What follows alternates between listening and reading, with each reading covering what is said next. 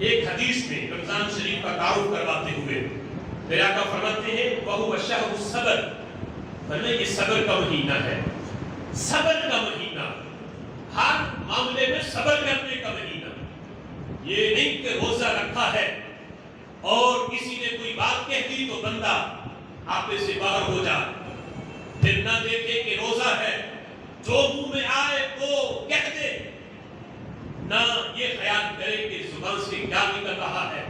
فرمایا ہر لحاظ سے بھوک بھی برداشت کرنی ہے، پیاس بھی برداشت کرنی ہے، اپنی شہوت پہ کنٹرول بھی کرنا ہے، اس لحاظ سے بھی صبر، اور اپنے دنیاوی معاملات کے لحاظ سے بھی صبر کا مظاہرہ کرنا ہے۔ فرمایا یہ صبر کا مہینہ ہے، اور فرمایا وَالصَّبْرُ ثَوَابُهُ الْجَنَّةُ، صبر کا ثواب، صبر کا نتیجہ سوائے جنت کے اور کچھ نہیں ہے۔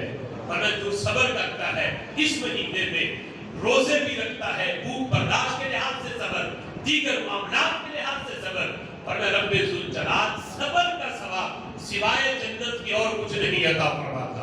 اس لیے اللہ فرماتے ہیں ان اللہ مع الصابرین، اللہ صبر کرنے والوں کے ساتھ ہے۔ اگرچہ نماز کا ثواب بھی بڑا، حج کا ثواب بھی بڑا، لیکن اللہ فرماتا ہے میری معیت جو ہے وہ صبر کرنے والوں کے ساتھ ہے۔ اللہ جنت بھی دیتا ہے، اپنی معیت بھی عطا فرما دیتا ہے۔